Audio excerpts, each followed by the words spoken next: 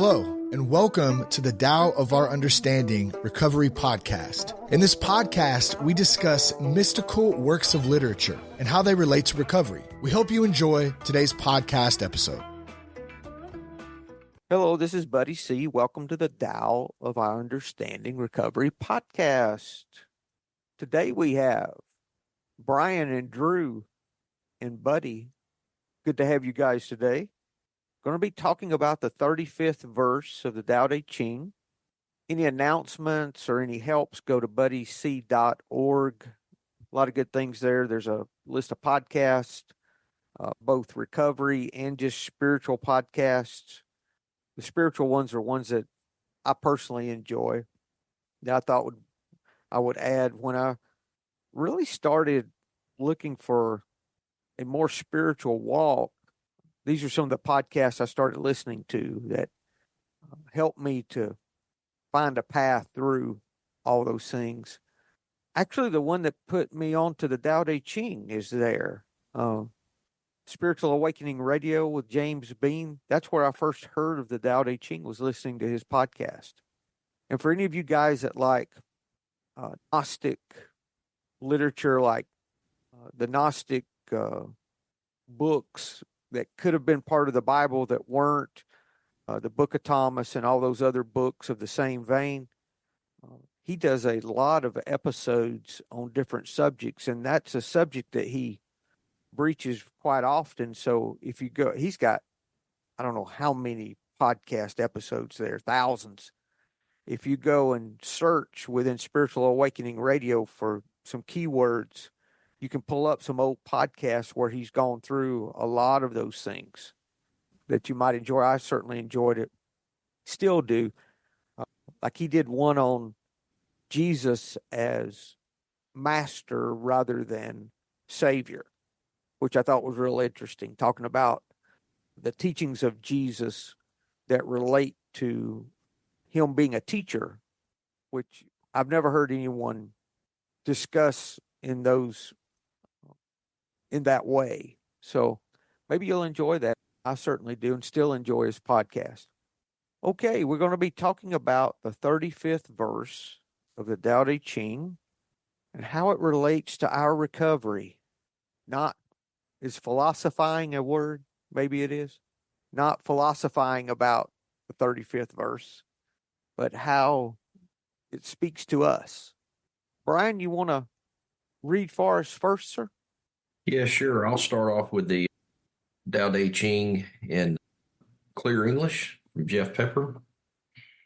And it says, holding the great image in its hands, the whole world comes to it. Come to it without hurting each other. There is safety and peace. Music and good food make guests stay, but the Tao's words come out weak and flavorless. Look for it, you can't see it. Listen for it, you can't hear it. Use it, you can't exhaust it. Thank you, Brian. You're welcome. Drew, would you care to read Stephen Mitchell for us? She who is centered in the Tao can go where she wishes without danger. She perceives the universal harmony even amid great pain because she has found peace in her heart. Music or the smell of good cooking may make people stop and enjoy, but words that point to the Tao seem monotonous and without flavor. When you look for it, there's nothing to see. When you listen for it, there's nothing to hear. When you use it, it is inexhaustible. This seems difficult, this one. It's like there's not a whole lot there to grab onto. That's the whole point. Yeah. I know these verses I always think about them like putting a puzzle together. It's like it's difficult at first, but once you gain some traction and then pieces start falling into place, I feel like, when we discuss them. Just first thought, I feel like that second stanza kind of goes with chapter 34, because chapter 34 is talking all about what the Tao is and what it isn't, kind of going back to that. And the second stanza is just reminding you don't pay too much attention to try to figure out what it is. Try to describe it. Try to look for it. Try to listen for it. It's there. Just use it. Spend your time engaging with life rather than trying to look for the thing that's behind it. I can see that. Buddy, I like to bring the Derek Lynn, and it has some commentary on it. And he talks about the image here means the concept of the Tao in the mind. To hold this image in the mind is to manifest a state of illuminated oneness, translucent clarity, and ineffable joy. People are naturally drawn to someone who can do this consistently. To me, that speaks to being humble. That humility word that keeps coming up, seems like every week. Thank you, Brian. I'm going to read Jonathan Starr, and then we'll start some conversation. Hold fast to the great form within, and let the world pass as it may. Then the changes of life will not bring pain, but contentment, joy, and well-being. Music and sweets are passing pleasures, yet they cause people to stop. How bland and insipid are the things of this world when one compares them with Tao. One tastes, but the sweetness turns bitter. One sees, but the colors grow faint. One hears, but the sound fades into silence. One may look for fulfillment in this world, but his longings will never be exhausted. The only thing he ever finds is that he himself is exhausted. That sounds so much different than the other translations, doesn't it? Yeah, that's a very different meaning that I take from that than the other two. I had to look and make sure I was reading the right verse. Yeah. Hold fast to the great form within and let the world pass as it may. Then the changes of life will not bring pain, but contentment, joy, and well-being. That's the same as Stephen Mitchell's, she who is centered in the Tao can go where she wishes without danger. She perceives the universal harmony even amid great pain because she has found peace in her heart. So the goal, if we want to look at it that way, would be being centered in the Tao. Guy Fu Feng says, all men will come to him who keeps to the one, for there lies rest and happiness and peace. Following the way of the Tao will draw the world to her steps. That's what MacDonald says. And Hogan says, when you get right with Tao. So I guess the first question is, how do we get centered in the Tao? It says to do it, but how do we do it? I want to know how. And it's interesting, it uses the word centered. We've talked about this a lot in the last few weeks about the wheel or the merry-go-round or any of those things you want to think about. If you're centered is the place of rest and peace, not being out on the outside. The further out you are, the more force is working, the more effort it takes to stay where you're at. But if you're in the center, that's the place of rest and peace and contentment. And I can't be in the center of the Tao if I'm pursuing my own agenda. I can't pursue my agenda and stay centered, because I think that's the essence of surrender, isn't it?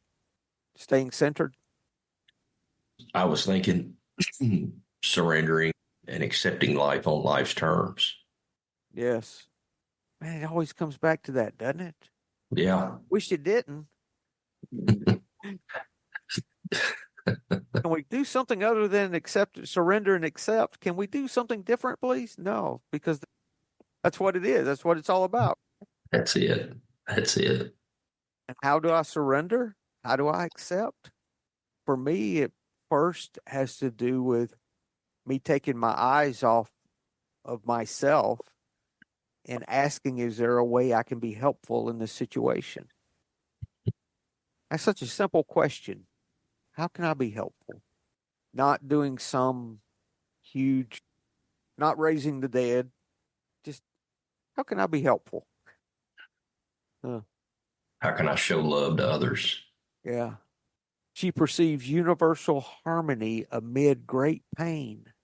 Isn't that what we all want?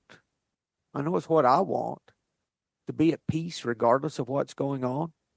In my Zen study group, it's been a while back, we were talking about Dogen, which is the father of modern day Zen, the first teacher, Dogen.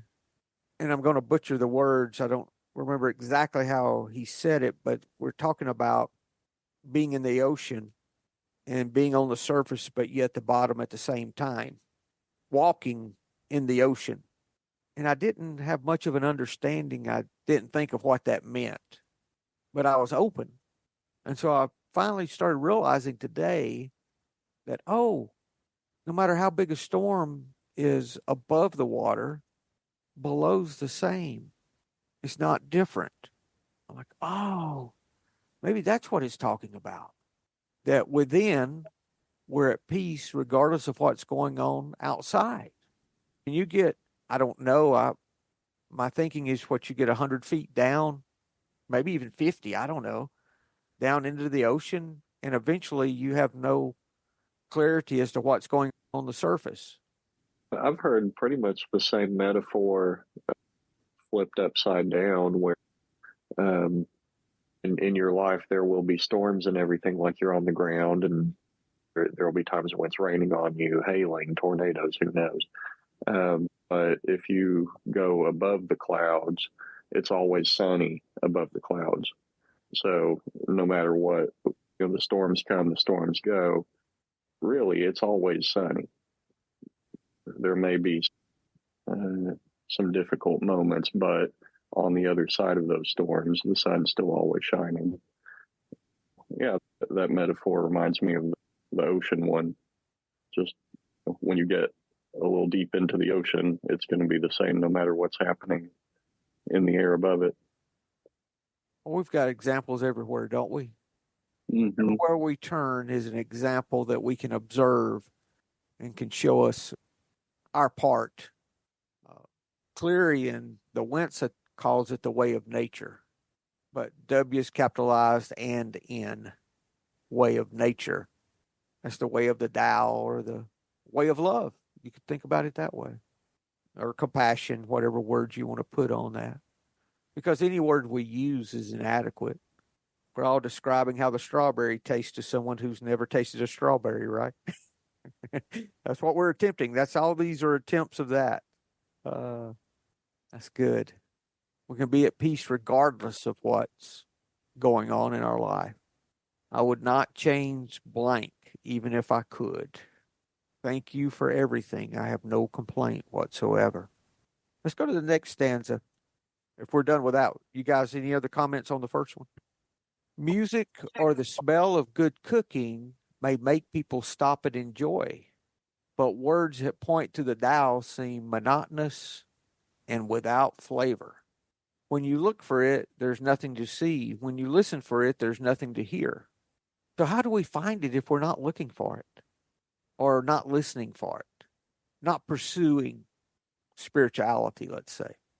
Because this is saying, I think, that if you're pursuing it, you cannot find it. I think if we surrender and stay in the solution, like the steps, that we realize it's always there. It's always been there. If I look at my experience with that, Brian, exactly what you said, when I came into recovery, I thought I needed to quit. My problem was alcohol. And for 5 years, in and out, I think that time what I was doing was looking for it and listening for it. I was trying to find it. And what I had to do was surrender and give up the seeking. I cannot find it. And then once I stopped seeking, it showed itself. When I finally said, okay, I'm done. I cannot figure this thing out. Either this happens for me, this is my prayer literally, was either recovery starts working for me or I'm out of here. I cannot keep doing what I'm doing. Now, all of a sudden, it lifted. And I don't think the craving for alcohol has been back since. And that was 16 years ago. And it was just that simple. What I tried to find year after year with every ounce of willpower and energy that I had, when I quit looking, it found me. Could it be that looking at that reflection in the mirror, could it be that if I'm looking in my own efforts and in my own power, I'm blocking the ability for it to find me? That our push and our drive is actually working against us, not for us. Yeah. How about this analogy here where it talks about, you smell good, you smell food, you hear music, so it's attractive. So that attracts people thinking they want to participate and enjoy what's going on, I would think. And then it says the words of Tao seem monotonous and seem without flavor. Not that they are monotonous or not that they are without flavor, but they seem to be. And when I came to recovery, and I didn't, let's see, I made a bunch of money this year. I did this, I did that. I'm so successful. I'm not going to renew my country club membership. Instead, I'm going to join AA. No, that's not the way that was. That wasn't on my wish. My bucket list was not to start going to AA meetings. It was the opposite. Very last thing I did was come to a meeting. And when I did, I came to a meeting in another town rather than the town I lived in because I didn't want anyone to know I was going to AA, as if anyone cared. So it looks like there's nothing here to enjoy or nothing that will nourish us. What's that line in the big book? It says something about we're not a glum lot. Yes. Yeah, it does. I'll find that right quick for you. We have been dealing with alcohol in its worst aspect, but we aren't a glum lot. If newcomers could see no joy or fun in our existence, they wouldn't want it. We absolutely insist on enjoying life. That's one thing that I saw in meetings that I didn't expect was laughter. What are these people laughing about? This is serious business. Well, for a lot of us, that's the first time we've laughed in a long time. I attend a Monday morning 6:30 a.m. meeting, and it's a little bit looser meeting. There's usually some laughter there. We're a very close knit group, and it's like you get a newcomer, and it's I realize you don't find anything funny right now. But stick around a few years, and you'll realize that you had some really bad ideas that at the time you thought they were good ideas, and it's good to find some humor in our addiction. That reminds me of the Bible verse that the joy of the Lord is our strength. And there's times when people have allowed their body to heal by laughter. Laughter is so important. Also, try the next time that this works for me, especially with road rage. I'm riding down the road. Let's say somebody comes up on my tail and is just on me. We've got several miles from my house that the speed limit's 45. I'll go 51 because they stay out over here, and I say over here is the part that I live in Alabama. It's 9 miles to Georgia. And when I'm going to Georgia, that 9 miles, they'll sit. I've seen troopers just sitting, and somebody will come up on my tail and just ride until they can get to a place to pass. And I've literally seen this happen. I'd be going along and they'd be riding and they could pass, and within a mile they're pulled over for a speeding ticket. So I set my cruise and I just do it. Even though I don't like it, that's what I do.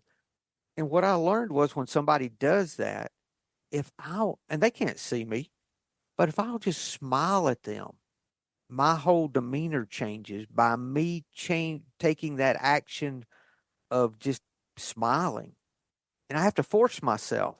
And it's an ugly smile. And there's nothing pretty about it. But I just smile. If I can make my face smile, my attitude changes within for some reason. I don't understand that.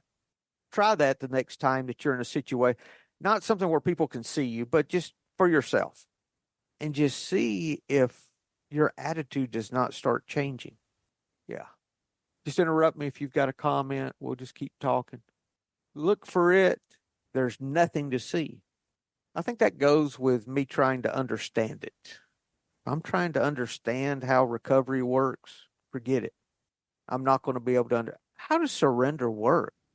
We're not taught to surrender in any other part of our life. I was never taught to surrender about anything. It was always the opposite. You double down, you work harder, you do better, you learn more, and you keep at it, keep at it, keep at it. But this is saying really the opposite. Surrender is the opposite of that. And it's not doing nothing, but it's changing what you do. So your efforts aren't put toward push. Your efforts are put toward how can I help someone else? And when I do that, then I start changing. Acceptance of whatever situation you're in. Brian, and that's the great thing about compassion. What that does for us is it brings us back to the moment because we can only be compassionate in this moment. Mm-hmm. That's the only time. So when I think of you instead of me, when I say, how can I help Brian? I'm coming to the moment. And that's the only place we can experience joy. That's the only place we can have peace is in this moment. Not, oh, I'm going to do that tomorrow. That never brings us peace. That's what fear does. Fear takes us into worry and regret. Yesterday and tomorrow. Yeah, that's good. Thank you. I'm going to read my interpretation of verse 35. For any new listeners, if you go to buddyc.org, I'm grateful that I was able to pen an interpretation of how these verses relate to my recovery. If you go to the website buddyc.org and email me from the site, I'll send you a PDF of the book, of the latest publication of the book. No charge. No, I'd love to get this out in as many places and people as I can that it would help. The limitlessness of recovery. Those who grasp recovery attract all good things, enjoying peace and contentment without suffering harm. Not to say bad things don't happen because life is life, but our attitude toward the good and the bad can be the same. It can be a place of contentment. Good things can bring me angst just as much as bad things if I'm not careful. Travelers who pass by may stop if they hear music or smell fine food. Words spoken about recovery seem dull and uninteresting. Look, and there's nothing to see. Listen, and there's nothing to hear. Surrender, and recovery is limitless. When you use it, it is inexhaustible. It tells us all these things that appear to be limiting. You think of the word, I think a couple of weeks ago, Lori brought this up about being used could have some negative connotations to it. But how do we use the Tao? How do we use God? How do we use love? How do we, all those different words that we put to talk about what is, how do we use that? It says when we use it, it's inexhaustible. So if there's a goal, it would be to use it. First, the goal would be to be centered. And then the goal is to use the Tao. We're centered in it first, and then we use it at the end. And the rest in the middle describes it, I think. That it's never exhausted. No matter how much you use, there's still plenty left. I think for me, it's just letting the dust in my mind settle and getting out of my way, getting my ego out of the way. Just kind of clearing the space out for the Tao to have room to guide me whenever I'm in those moments of clarity. But it's not hard for me to determine the next right thing to do or to find somebody to help or be compassionate to, something like that. It's when I'm in my own selfish pursuits, that's when I'm not allowing the Tao to be used through me. And getting out of my own way will help me let it work through me and continue working through me. And our whole point, I think, Drew, for introducing compassion into our life is we're realizing that mirror that we never realized before. I get what I give. So if I want peace and joy in my life, I need to be open to helping others find peace and joy. And then I get back what I give every time. If I'm giving anger and resentment, guess what I'm going to get back? Every time. Every time. If I'm giving drama, I'm going to get drama back. If I'm giving resentments, guess what I'm going to get back? So I guess the question would be two questions in that I thought of when you were talking, Drew. What are we using the Tao for? That would be the first question. So are we using it like I might have used to use God, praying for all these good things for me, to bless my family, to all those things? Or am I using it to be a part of, finding my place, and all those things I thought that I would have in the past? I realize now that's not the source of my peace and joy, which is what we're looking for anyway, our contentment and our happiness, so to speak. Those things don't bring us peace and joy. Never brought me peace and joy. Whether I had a bunch of zeros in the bank or none, I was still unhappy. I've told this story before. I flipped a house. This was in my, early 30s. And I was fussing because I was going to have to go to one of those big checkbooks instead of the little pocket ones because I couldn't keep the zeros straight. I'm fussing about the zeros in my checkbook. I'm like, wait a minute. I caught myself and I said, I don't know what the answer is, but I know these zeros are not it, or I would be happy right now. Yeah. So you thought. Yes. If I can get these many zeros in the bank, I will be happy. And I got those zeros in the bank, and I was not happy. I was fussing about something that was irrelevant. This brings up something that I've struggled with. I've known some people in recovery that you don't never know when the miracle's going to happen and who's going to get it and who's not. You see somebody that's just in terrible shape, and you're like, this guy's going to stick around. And then a month later, they decide it's not for them. And I've known some people that, a couple of people that, frankly, their wealth has kept them from a bottom. It's been a real curse. They've been able to buy their way out of unmanageability. Man, I caught myself in a situation yesterday. I heard about a guy that came in for a little bit and decided it wasn't for him. And, it's one of these situations where on the outside looking in, it looks like this guy's got it all together. And I was going to work and I was like, man, why can't I have a big business with 100 employees? Why can't I have a nationwide company wanting to buy my business and bring a rail car load of money? And I thought, man, I am so thankful I don't have that, because it's not meant to be for me. And not at this moment, Brian. Not at this moment. Not at this moment. That's exactly right. Not at this moment. And man, and I just immediately started going through the things in my head. I was like, I got a wife that loves me. I've got, today all I got to worry about is caulking some screws. So I got beautiful weather. I'm only going to work half a day. I just really started going through that stuff in my head, and man, I'm just thankful for the things that matter. Thank you, Brian.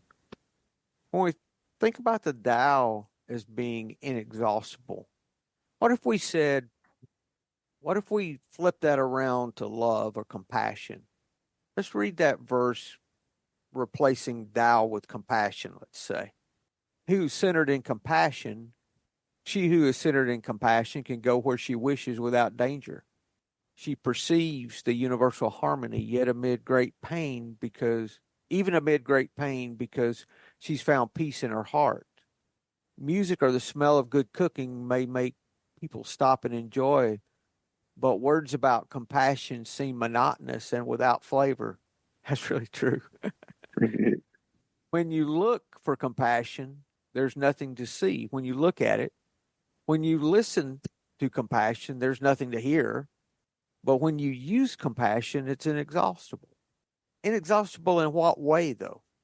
Okay, I can think of inexhaustible as, well, turning on the money spigot. Or I could think of it like peace and joy. I think it's just inexhaustible in whatever way that we need. Whatever it is that we think we need, compassion is inexhaustible in bringing that to us, or us realizing that we have it, whatever way you want to describe it. And that's the struggle, isn't it? How am I going to, well, let's put it back to recovery, working with others. Page 89 in the big book. Practical experience shows that nothing will so much ensure immunity from drinking as intensive work with other alcoholics. It works when other activities fail. Working with another alcoholic does not, from the outside, does not look like it would do anything for us. Very unattractive. Why in the world would I want to do that? Maybe I'll help some. I'll be helpful once I have this figured out. When I've been sober 10 years, maybe I'll start helping then. That's the normal train of thought, right? That once you learn, then you would help someone else, that kind of thing. But this is about, the way I see this is tapping into that experience that comes with the first day of sobriety. It's not about the head knowledge of how to do it. It's the heart knowledge of how it's working for me. So that's the real compassion, is sharing how our life is working for us, not sharing something we've learned or the way we think it should be or what you should do. It's sharing how it's working for me. I mean, I hear all the time, how does effortless effort work? You've got to do something, as if that means I sit on the couch and eat Cheetos all day and watch Big Valley reruns. That's not what I do. There's effort. It's not effort toward my selfishness, dishonesty, and resentment, toward my fear. It's effort toward helping someone else with their fears. If it's no more than saying a prayer for them, we all know people who are struggling with the same things we struggle with. So when we struggle, what do? We pray for someone else that's struggling. And if we don't have someone in mind, we ask the higher power to show us someone. Or just say out loud. You don't even have to believe. Say, I would like someone to help. Can you please show me someone? Just say it out in the air as if you're saying it to the tree or something. It doesn't matter. What really matters in my thinking is that we surrender to it. When you ask, you're surrendering. You're saying you cannot do it yourself. Doesn't matter what you believe. What matters is the actions you take. In my experience, that's the inexhaustibility of this thing. That's the using. Comments? Buddy, for me, it's that getting out of myself and being there for others. If I get a phone call and I'm in the middle of something, or I get a text that says, hey, do you have a minute? Stopping what I'm doing and saying, you know what? Yeah, I do. I've got a minute to take a break. And just asking somebody, taking a call, what's going on, and just listening. It always makes me feel better. It always helps me by helping you. No matter how much disturbance we see on the surface, we go down underneath into within, it's all the same. It's all the same. It's no different when a hurricane is going on the surface or it's calm and clear as glass. No difference. I think even when we let it take us off, that it's still the same. That's our misperception, I think, of what's going on. It's not that it gets disturbed, but it's always settled and serene. But we're believing the delusion, so it's taking us out of that serenity and peace that we have all the time. It's there. We're just believing the delusion. Kind of like driving by that big monster house.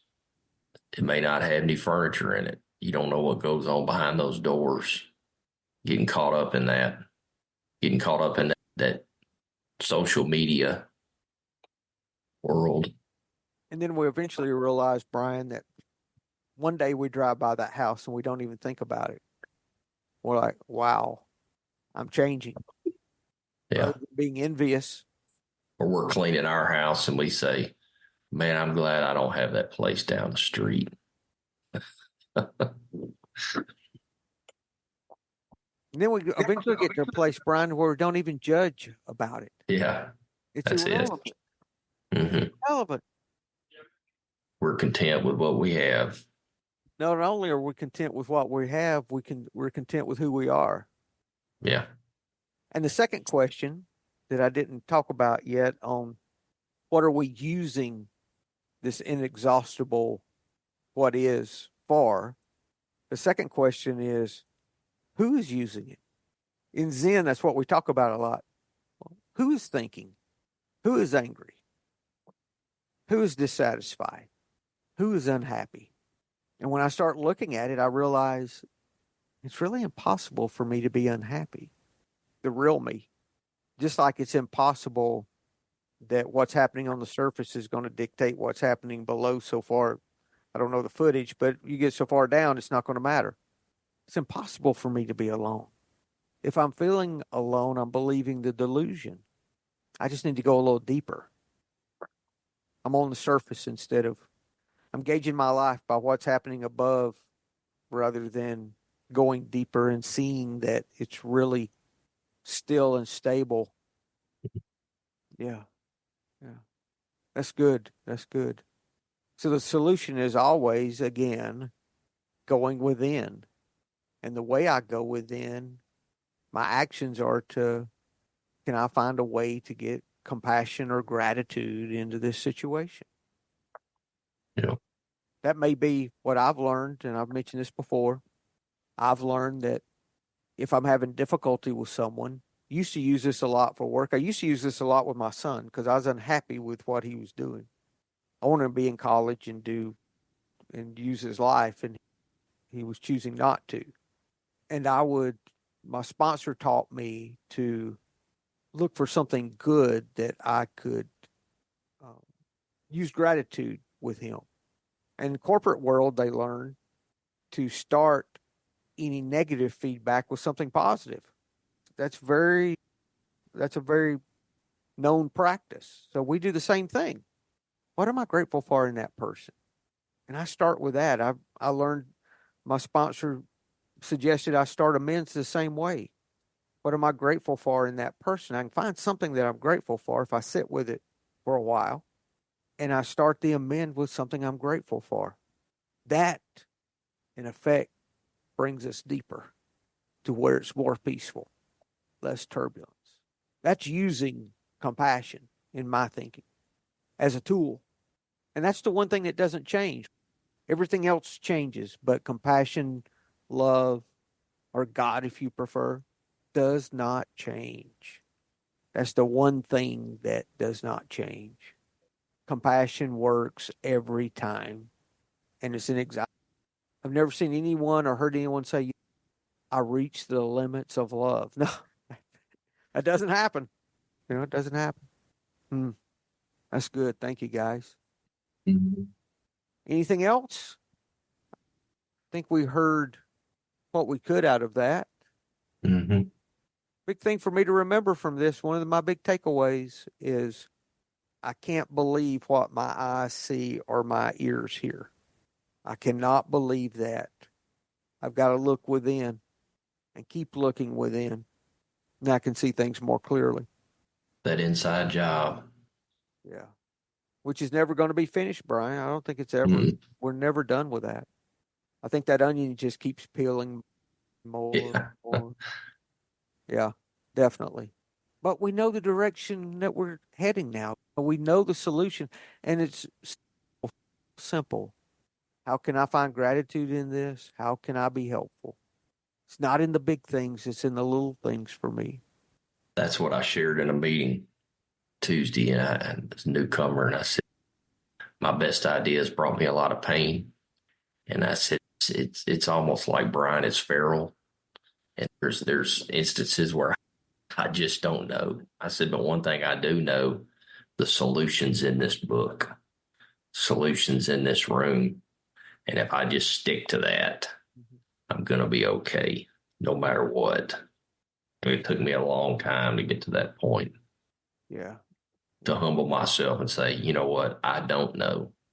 And learning to approach more and more of life from that place of I don't know. Mm-hmm. I don't know how many times a day, even in the simplest of tasks, I would just say to myself or out loud, I'm powerless over this. I do not know what to do. I am open to a better solution than what I've came up with myself. Try that sometime, even in things that you think you know, and see what happens. I'm amazed at the solutions that just come to mind, even about things that I'm very well versed in, like business things that I think I know a lot. I appreciate you guys being here today. We've had a good conversation. Hello, this is Buddy C. I wanted to make you aware of several recovery-related resources that I've posted in the episode description. These resources include a list of recovery podcasts, a free sober meditation app, daily recovery email, shared Google recovery calendars. Hope you put some of these resources to use and have a great week. Thank you for listening to the Tao of Our Understanding Recovery Podcast. If you enjoyed this episode, please share it with your friends in recovery.